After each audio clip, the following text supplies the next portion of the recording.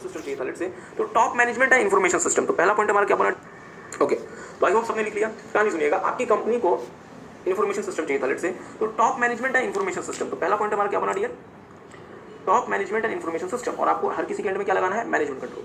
Means पहला point बना top management and information system, management control, जो कि 4 प्रमुख काम करेगा। क्या क्या, प्लानिंग, ऑर्गेनाइजिंग, लीडिंग, कंट्रोलिंग। 2 प्रकार के प्लान बनाएगा, कौन से, ऑपरेशनल और स्ट्रेटेजिक। ऑपरेशन जो प्लानिंग 1 से 3 साल, स्ट्रेटेजिक 3 से 5 साल।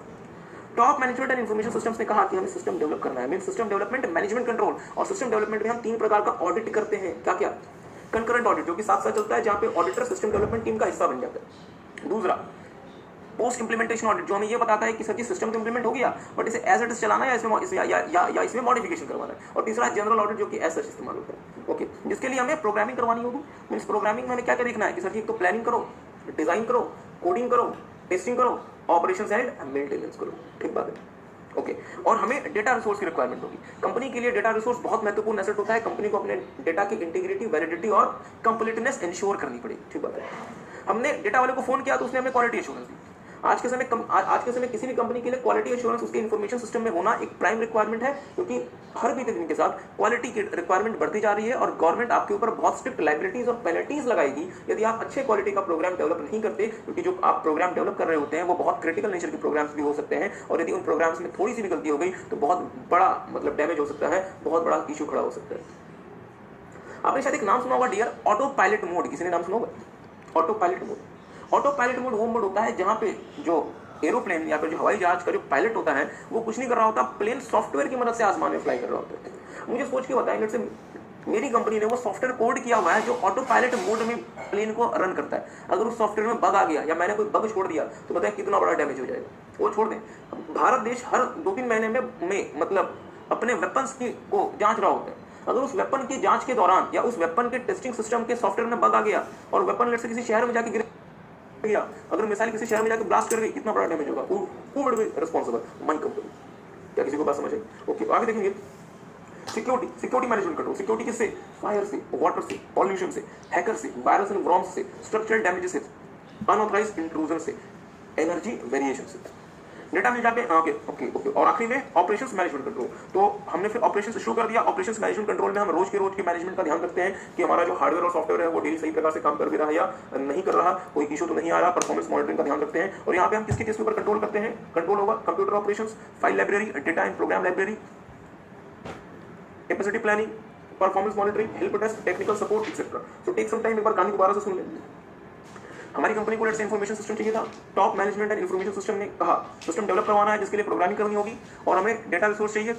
डेटा वाले को फोन किया, उसने कहा सर जी हम क्वालिटी एश्योरेंस देते हैं, मतलब बेस्ट क्वालिटी का आपको हम डेटा देंगे और सिक्योरिटी का ध्यान रखना। डेटा मिल जाने पे हमने ऑपरेशंस शुरू कर दिया। तो take some time sir ji क्या, एक बार इसको आप दोबारा से अपनी बुक से एक बार दोबारा से रिविजिट कर लें जो अभी तक आपने मैनेजरियल कंट्रोल्स में देखा। मैं आपको 5 मिनट देता हूं, दोबारा से एक बार सब कुछ को दोबारा से देख लें।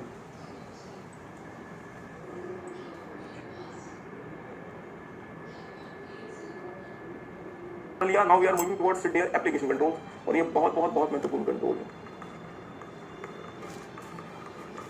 ध्यान दीजिएगा, एप्लीकेशन कंट्रोल्स में जितने पॉइंट्स हैं उसे याद रखने का बहुत आसान सा तरीका आपको पता है ऑलरेडी, इसमें कोई नई बात नहीं है। मुझे पता है हम नॉर्मली क्या करते हैं, इनपुट लेते हैं, प्रोसेस करके आउटपुट में कन्वर्ट करते हैं और उस आउटपुट को हमें सामने वाली पार्टी को कम्युनिकेट करना पड़ सकता है। और सर जी जो डेटा हमारा प्रोसेस हो चुका होता है उसे हम स्टोर कर देते हैं डेटाबेसेस में। ठीक बात है।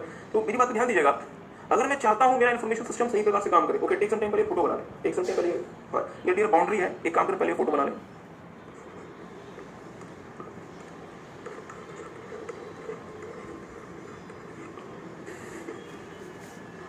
इनपुट, प्रोसेसिंग, आउटपुट, कम्युनिकेशन, ये हमारा हेड ऑफिस है जहां पे हमने इसे कम्युनिकेट कर दिया।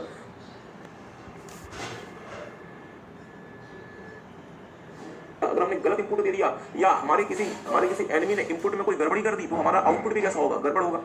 प्रोसेसिंग क्या सही प्रकार से होनी चाहिए, अगर प्रोसेसिंग का तरीका किसी ने मतलब बिगाड़ दिया तो उसका रिजल्ट भी गलत होगा।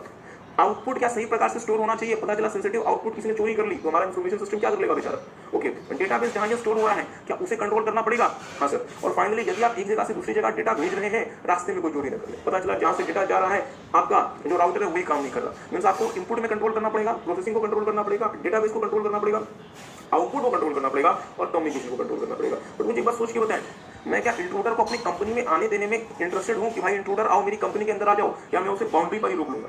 मैं उसे बाउंड्री पर ही रोक लूंगा और मैं उसे कंपनी में इंसर्ट ही नहीं करने दूंगा, मतलब मैं उसे कंपनी में इंटर ही नहीं करने दूंगा। एग्री करते हैं? मींस मैं उसे बाउंड्री पे रोक लूंगा। मींस हमें 6 प्रकार के एप्लीकेशन कंट्रोल्स देखने हैं। क्या क्या? Boundary control, input control, processing control, output control, database control और कम्युनिकेशन कंट्रोल। आई होप आपको ये याद रहेगा। मुझे पता है एप्लीकेशन कंट्रोल कितने प्रकार के हैं? 6 प्रकार के। Boundary control, input control, processing control, output control, database control and communication control. Managerial control कितने प्रकार के थे? 7 प्रकार के। कहानी याद रखें, top management and information systems ने कहा, means top management and information systems management control. System develop करवाना है, system development control, sorry system development management control. बहुत अच्छा। इसके लिए प्रोग्रामिंग करवानी पड़ेगी, प्रोग्रामिंग मैनेजमेंट कंट्रोल। हमें डेटा रिसोर्स चाहिए, data resource management control. Data वाले को फोन किया, काफी सारी क्वालिटी एश्योरेंस देते हैं, quality assurance management control. Security का ध्यान रखना, security management control. Okay, data मिल जाने पे ऑपरेशन शुरू कर दिया, ऑपरेशंस मैनेजमेंट कंट्रोल। ठीक है, तो मेरे साथ साथ देखेंगे। अब हम आपके साथ शुरू कर रहे हैं डियर एप्लीकेशन कंट्रोल्स। देखिएगा, major application function based controls are as follow. सबसे पहले बाउंड्री कंट्रोल। बाउंड्री कंट्रोल क्या करेगा? बाउंड्री कंट्रोल 3 प्रमुख काम करेगा, ध्यान देंगे। To establish the identity and authenticity of would be user of the computer system. कि सर जी जो हमारे कंप्यूटर सिस्टम को इस्तेमाल करने वाला व्यक्ति है वो जेन्युइन व्यक्ति है भी या नहीं। मींस फर्जी लोग तो हमारे कंप्यूटर सिस्टम को यूज करके नहीं चले जाएंगे। ठीक बात है। लेट्स से मैं एक जेन्युइन व्यक्ति हूं, मैं आपका कंप्यूटर सिस्टम इस्तेमाल करना चाहता हूं। लेट्स से मैं कंपनी का सीईओ और मैं कंप्यूटर सिस्टम इस्तेमाल करना चाहता हूं और मैंने कंपनी का इंटरनेट एक्सेस करना है। मैंने कंपनी का इंट्रानेट एक्सेस करना है। बहुत ध्यान से मेरी बात को सुनिएगा।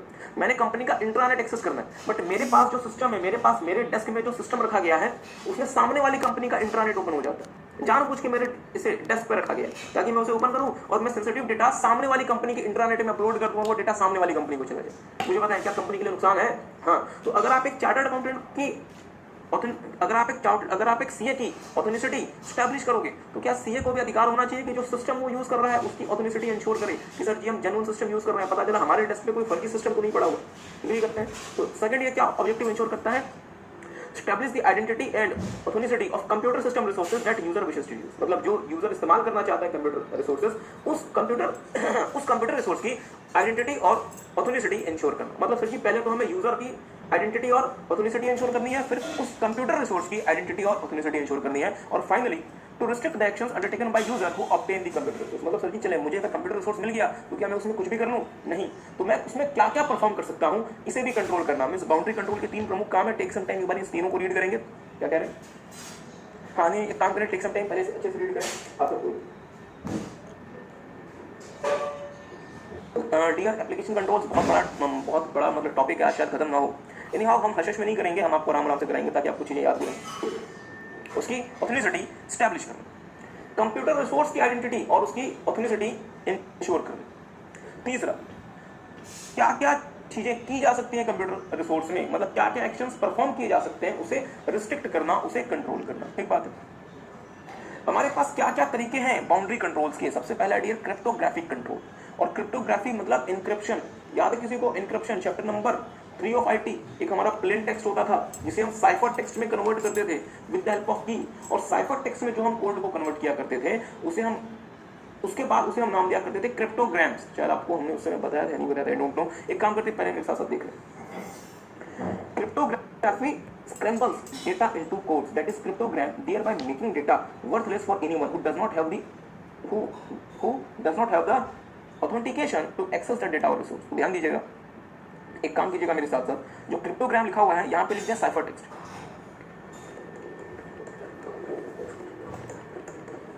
स्क्रैम्बल्स का मतलब होता है चेंज करना, कन्वर्ट करना। तो ध्यान दीजिएगा, बिल्कुल टेक्निकल नहीं है, बहुत आराम से मेरी बात को सुनिएगा।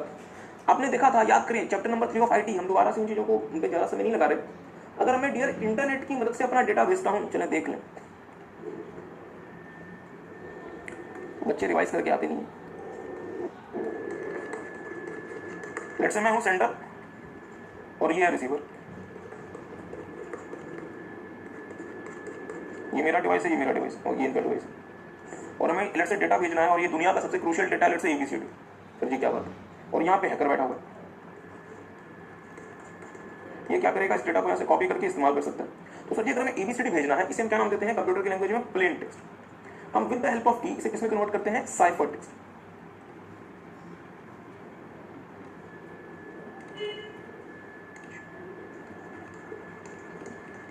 और मान लीजिए कि हमने एबीसीडी से की का इस्तेमाल करके इसे 1 2 3 4 में कन्वर्ट कर दिया। तो अगर हैकर ने इसे हैक भी कर लिया तो हैकर के हाथ क्या लगेगा? 1 2 3 4, और वो 1 2 3 4 इसके लिए किसी काम का नहीं रहेगा, उसके लिए वर्थलेस है। तो प्लेन टेक्स्ट से मैं साइफर टेक्स्ट में जो कन्वर्ट करता हूं तो इसको प्लेन, प्लीज मेरी बात पे ध्यान दीजिएगा, अगर आप लोग मेरी बात को सुनेंगे तो आपको बात समझ आएगी। प्लेन टेक्स्ट से साइफर टेक्स्ट में कन्वर्ट करने की जो प्रक्रिया है डियर, उसे हम नाम देते हैं क्रिप्टोग्राफी। क्रिप्टोग्राफी। और जो साइफर टेक्स्ट हमारा बन गया इसे हम नाम देते हैं क्रिप्टोग्राम्स। और ये जो मैकेनिज्म है इसे हम कहते हैं क्रिप्टोग्राफी, एन्क्रिप्शन। ठीक बात है। तो हम इंक्रिप्शन की मदद से क्या कर सकते हैं, अपने प्लेन टेक्स्ट को हम साइफर टेक्स्ट या फिर क्रिप्टोग्राम में स्क्रैम्बल्स कर सकते हैं, ताकि हर वो व्यक्ति जो अनऑथराइज्ड है उसको उस डेटा का एक्सेस ना मिले, अगर वो मिल भी गया एक्सेस उसे वो कुछ उसका मतलब ना निकाल पाए। उसे टेक सम टाइम वर्क देखें। क्रिप्टोग्राफी या फिर चाहे तो क्रिप्टोग्राफी के ऊपर इंक्रिप्शन भी लिख लें। Encryption, cryptography scrambles data into codes, thereby making data worthless for anyone who does not have the authentication to access the data or resource। क्योंकि आपने उसे प्लेन टेक्स्ट से साइफर टेक्स्ट या फिर क्रिप्टोग्राम्स में कन्वर्ट कर दिया, और क्योंकि मैं यदि हैकर हूं, मेरे पास वो की नहीं है जिसकी मदद से मैं दोबारा से उसे प्लेन टेक्स्ट में कन्वर्ट कर सकूं, इसलिए यदि मैंने वो डेटा हैक भी कर लिया तो वो डेटा मेरे लिए किसी काम का नहीं है। दूसरा देखेंगे डियर एक्सेस कंट्रोल। और मुझे पता है एक्सेस कंट्रोल में आपने ऑलरेडी एक्सेस कंट्रोल देखा हुआ है chapter number 4 of IT. Access control क्या होता है बेसिकली, जहां पे आप रिस्ट्रिक्ट करते हैं कि कौन सा व्यक्ति आपका सिस्टम एक्सेस कर सकता है और उसमें वो क्या क्या काम कर सकता है। और एक्सेस कंट्रोल में डियर 4 चीजें होगी, तो याद करें, आइडेंटिफिकेशन, ऑथेंटिकेशन, ऑथराइजेशन और फाइनली अकाउंटेबिलिटी, जहां पे हम सारी चीजों की रिकॉर्डिंग किया करते थे। ठीक बात है। तो एक काम करेंगे, एक्सेस कंट्रोल हम आपको यहां से नहीं करा रहे हैं, आपने चैप्टर नंबर 4 ऑफ आईटी में ऑलरेडी एक्सेस कंट्रोल देखा हुआ है। तो अगर एक्सेस कंट्रोल एग्जाम में आता है तो आपको वही वाला आंसर लिखना है, आपको यहाँ पे अलग से कुछ नहीं पढ़ना एक्सेस कंट्रोल के बारे में। आई होप आपको बात समझ आ रही है चैप्टर नंबर 4 ऑफ आईटी। और अगर आप बोलेंगे तो मैं आपको चैप्टर नंबर 4 ऑफ आईटी में से दिखा भी देता हूँ एक्सेस कंट्रोल।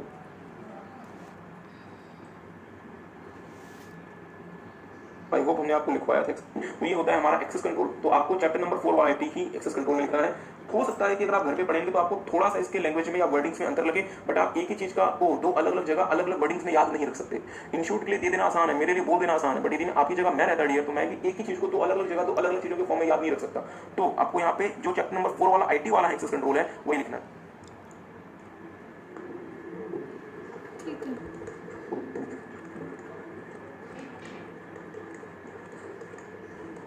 अलग से कुछ नहीं लिखना। तीसरा देखेंगे dear personal identification number pin.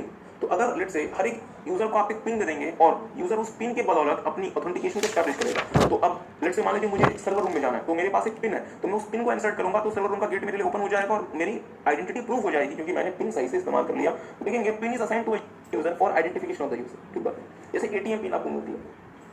Digital signature, आपने डिजिटल सिग्नेचर के बारे में बहुत कुछ देखा हुआ है चैप्टर नंबर 3 के बारे में। डिजिटल सिग्नेचर से हम उस व्यक्ति की हम उस व्यक्ति की ऑथेंटिसिटी प्रूफ करते हैं कि यदि हमें कोई डॉक्यूमेंट भेजा गया है तो उसी व्यक्ति द्वारा भेजा गया है। इसे हम नाम देते हैं डियर। और याद है आपको 2 प्रकार से हम डिजिटल सिग्नेचर कर सकते थे, एक तो होता था सीक्रेट की अप्रोच और एक पब्लिक की अप्रोच। ठीक बात है। तो देखेंगे digital signature establishes the authenticity of the person. और फाइनली हमारे पास क्या है, प्लास्टिक कार्ड। आपको एक प्लास्टिक कार्ड मिल सकता है, उस कार्ड को आप स्वैप करेंगे और उससे आपकी ऑथेंटिकेशन प्रूव हो जाएगी, आइडेंटिटी प्रूव हो जाएगी। तो plastic card stores the information needed for the authentication. मतलब आपको यदि अपनी ऑथेंटिकेशन अगर आपको प्रूफ करनी है तो आपको प्लास्टिक कार्ड मिलेगा, आप उसे स्वाइप करेंगे, आप एंटर कर जाएंगे। मैं आपको एक छोटी सी कहानी सुनाता हूँ, टेक सम टाइम, पहले एक बार से देख लें, बाउंड्री कंट्रोल्स। और एक छोटी सी बात और, boundary control is very very very important, तो बहुत ध्यान से देखिएगा बाउंड्री कंट्रोल्स को। डीआरडीओ का जो हमारे देश के लिए वेपन्स बनाती है, और इसरो में भी ऐसा हो चुका है, ऑफिस है।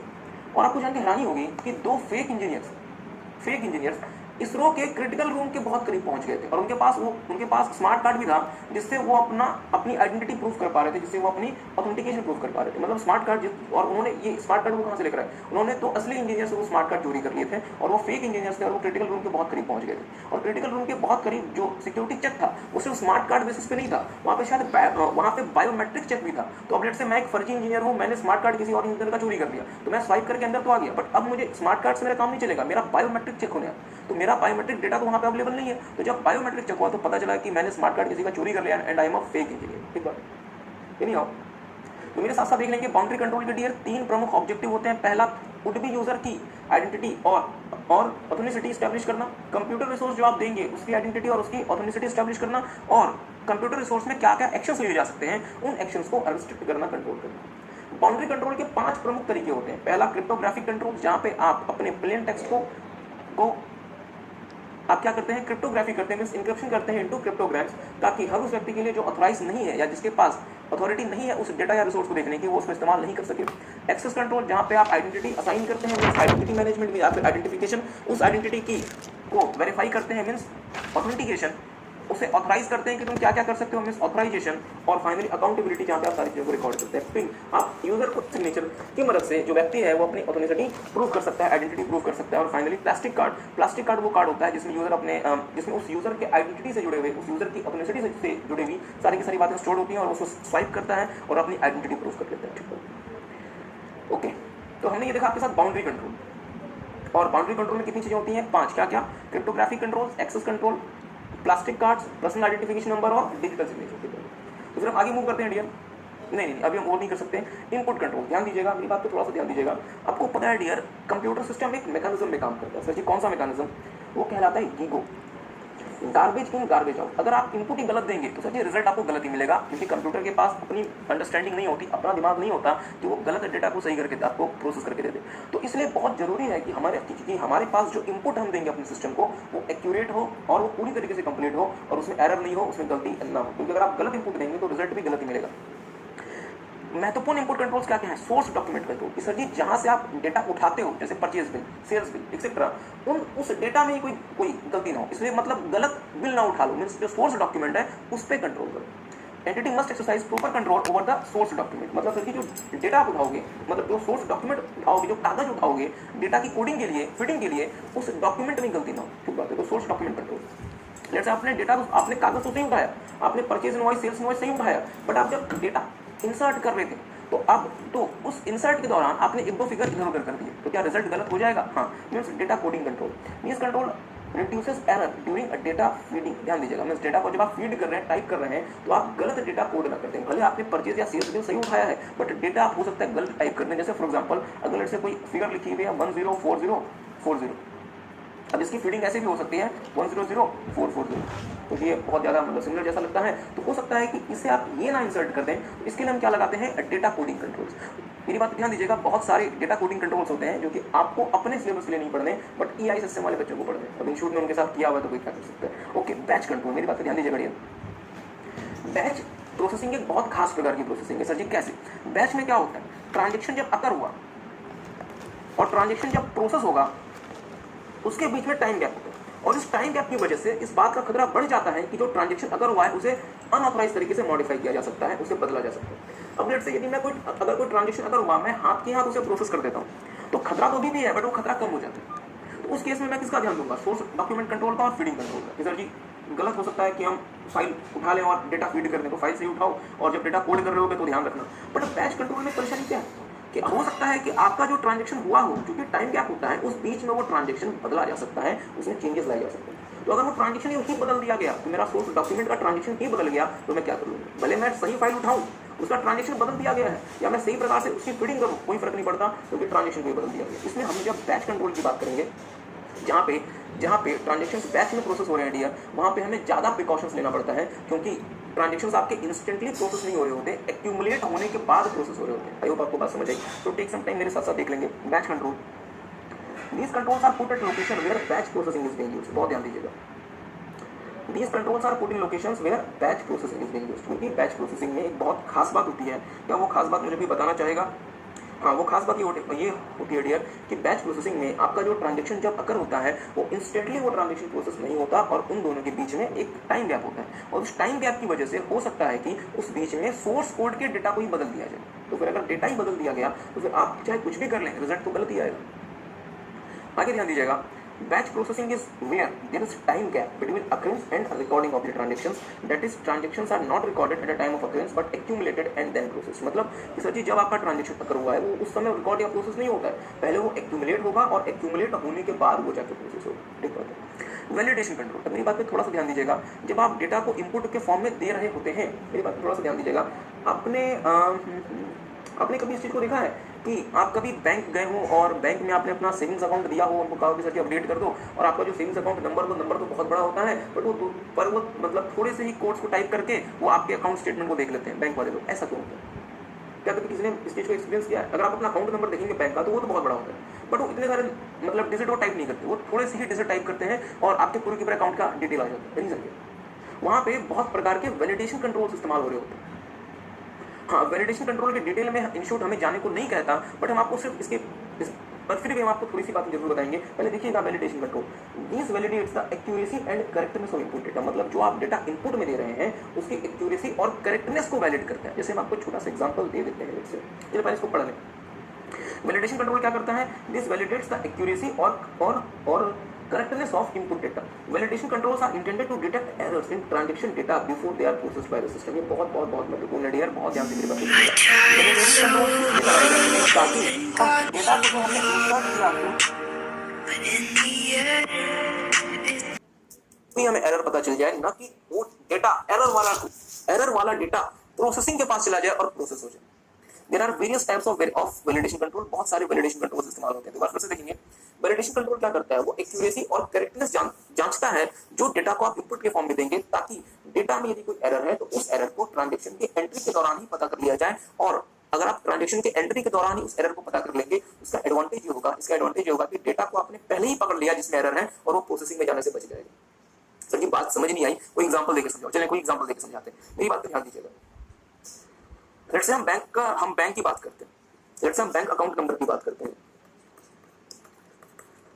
लेट्स से हम जो है 4 डिजिट के बैंक अकाउंट नंबर इशू किया करते हैं। सर जी वो नंबर क्या क्या है, वो डिजिट क्या क्या है। लेट्स से हमारा एक बैंक अकाउंट नंबर है जिसका नंबर है 2545 ठीक बात है, हमारा बैंक का जो नंबर वो क्या है 2545। अब हो सकता है हड़बड़ी में हम 2545 की जगह कुछ और लिख दें, तो हमने क्या किया हुआ है, हमने एक डिजिट आगे और एक डिजिट पीछे हमने एक वैलिडेशन कंट्रोल लगाया हुआ है। हमने कहा कि 2 + 5 का सम कितना होता है 7 और 4 + 5 का सम कितना होता है 9। ठीक बात, 2 + 5 का सम कितना होता है 7 और 4 + 5 का सम क्या होता है 9। और हो सकता है सर ये डबल डिजिट में हो, इसलिए 07 और एक काम हम करते हैं 09। मतलब ये हुआ कि आपका एक्चुअल नंबर क्या है 2545, बट एक्चुअल नंबर के जो पहले जो 2 डिजिट होंगे वो जो पहले जो होंगे जो आपके 2 डिजिट वो पहले वाले का सम रिप्रेजेंट करेंगे और आखिरी के जो 2 डिजिट वो बाद वाले का 2 का सम रिप्रेजेंट करेंगे। तो इसका मतलब ये हुआ कि नंबर 2545 को अब मैं कैसे कोड करूंगा 07254509 07254509। बहुत ध्यान से मेरी बात सुनिएगा, 07254509। भले मुझे कोडिंग में मेहनत थोड़ी सी ज्यादा करनी होगी, बट मेरे सिस्टम को ये पता रहेगा कि सर जी बिल्कुल पहले 2 नंबर वो बेकार है और बिल्कुल आखिरी के 2 नंबर बेकार है और जो आपका नंबर वैलिड है वो बीच के 4 नंबर वैलिड है। पर सर इससे होगा क्या, लेट्स से मुझे नंबर कौन सा कोड करना है 2545। मैंने हड़बड़ी में क्या टाइप कर दिया 06254509। तो सर इससे पता कैसे चलेगा, क्या पता चल जाएगा इससे पता ये चलेगा डियर, जो मेरा जो सिस्टम है वो मुझे एरर मैसेज शो करेगा। क्यों, सिस्टम क्या दिखेगा कि सर जी बीच के जो 4 नंबर हैं इनका सम क्या बनता है 07, बट आपने टाइप क्या किया 06। मुझे बताया क्या ये वैलिडेट हो रहा है, किसी को बात समझ आई? Has anybody got what I'm trying to say? फिर से सुनिएगा, वैलिडेशन कंट्रोल वो कंट्रोल्स होते हैं जो इस बात को जांचते हैं कि जो आप डेटा इनपुट दे रहे हैं वो डेटा आपका जेन्युइन है, करेक्ट है, वैलिड है या नहीं, ताकि वो डेटा इनपुट के फेज में ही अगर कोई एरर है तो उसे पता लगाया जा सके, अदरवाइज वो प्रोसेसिंग में चला जाएगा और हमारा आउटपुट गलत हो जाएगा, और वो यदि किसी रिपोर्ट का पार्ट है तो पूरा रिपोर्ट ही गलत हो जाएगा।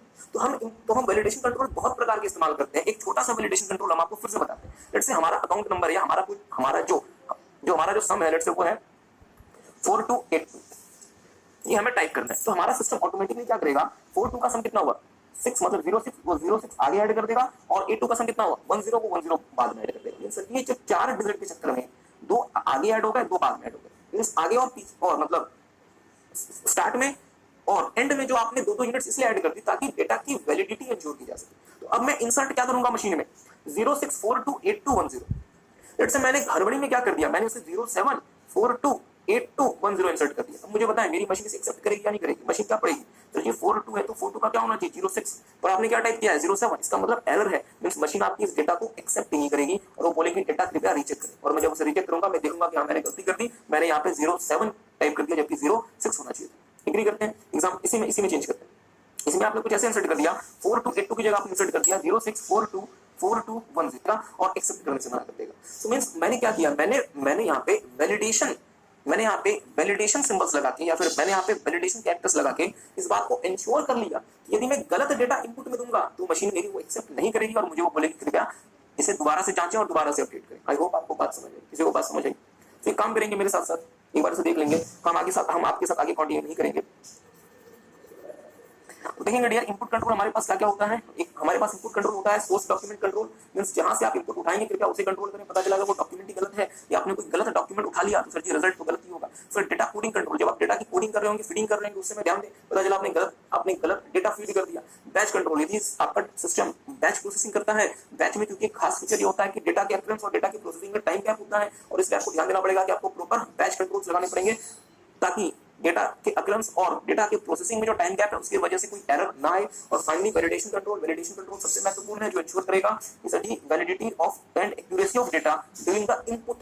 जब आप इनपुट कर रहे होंगे तो डेटा आपका करेक्ट होना चाहिए और पूरी तरीके से एक्यूरेट होना चाहिए। वैलिडेशन कंट्रोल इंश्योर करता है या प्रयास करता है कि सर जी अगर आपने कोई डेटा में एरर छोड़ दिया तो वो प्रोसेसिंग में जाए, फिर उसकी वजह से आउटपुट पे असर आए। इससे अच्छा है कि हम उसे इनपुट के स्टेज में ही पकड़ लें और हमारा सिस्टम एरर वाले डेटा को एक्सेप्ट ही ना करे। इसके लिए हम बहुत सारे वैलिडेशन कंट्रोल्स इस्तेमाल करते हैं। जैसे हमने आपको एग्जांपल कराया था कि सर अगर आपको 4 डिजिट का कोई नंबर इंसर्ट करना है या किसी भी डिजिट का अगर आपको कोई नंबर इंसर्ट करना है तो आप क्या कर सकते हैं, उसके आगे और उसके पीछे आप वैलिडेशन कंट्रोल्स की तरह से बहुत सारे मैकेनिज्म यूज कर सकते हैं, ताकि आपका जो सिस्टम है अगर वो वैलिड नहीं होगा, अगर वो वैलिडेट नहीं होगा, ध्यान दीजिएगा, तब आपका सिस्टम 4 to 8 कब एक्सेप्ट करेगा, जब 06 और 10 वैलिडेट होंगे। अगर 06 और 10 वैलिडेट नहीं हुए तो सिस्टम आपका 4 to 8 को एक्सेप्ट ही नहीं करेगा, वो बोलेगा दोबारा से चेक करें। मींस मैं इंश्योर कर सकता हूं कि मेरी जो डेटा की जो वैलिडिटी है वो एक्यूरेट रहेगी। क्या कह रहे हैं? हाँ, बिल्कुल सही। इन्होंने कहा सर एक काम करो, इसको ऐसे लिखो 46519110। अब बताओ क्या होगा। चल इसको मैं गलती से ये टाइप करता हूं, अब बताएं क्या होगा। क्या अभी एक्सेप्ट हो जाएगा? हो जाएगा। रीजन क्या है, 51 का सम कितना आया 06 और 91 का सम कितना आया 10। तो डियर ये तो एक प्रकार का बैच कंट्रोल था जो मैंने आपको एग्जांपल दिया। तो क्या सिर्फ ये बैच कंट्रोल क्या सिर्फ यही वैलिडेशन कंट्रोल होता है? नहीं। ईआई सिस्टम में आपको नहीं देखना, जो आपके जो मतलब फ्रेंड्स होंगे वो देखेंगे कि मल्टीपल बैच कंट्रोल मतलब मल्टीपल वैलिडेशन कंट्रोल्स होते हैं जो ये सिचुएशंस को भी डील करते हैं। देखेंगे हमारी क्लास में एक स्टूडेंट ने, अपना नाम क्या है, मनोज जी ने बहुत अच्छा एग्जांपल दिया। उन्होंने कहा सर एक काम करो ना, 4282 आपको इंसर्ट करना है, इसको 5191 की फॉर्म में लिखो। क्या अगर मैं 4282 को 5191 लिखूं तो भी क्या मैं वैलिडेशन कंट्रोल को बाईपास कर गया, क्योंकि 51 का सम क्या है 06 और 91 का सम क्या है 10, जबकि मेरा तो पूरा का पूरा डेटा ही गलत है। बिल्कुल सही बात। तो सर ये तो एक प्रकार का वैलिडेशन कंट्रोल है। इस तरीके के बहुत सारे वैलिडेशन कंट्रोल्स हैं जो हम इस्तेमाल करते हैं ताकि हम इस प्रकार के सिचुएशन को भी डील कर सकते हैं। आई होप आपको बात समझ आई। सो आई होप आप बच्चे घर से रिवाइज करके लाएंगे और अगली क्लास में we will try our level best कि हम आपका पूरा का पूरा आईटी ही खत्म कर देंगे, चैप्टर नंबर 5 खत्म कर देंगे। तो फिर हम आज के लिए ओवर करते हैं, इसको जरूर से घर से रिवाइज करके लाएंगे। आज के लिए टाटा बाय बाय सबको।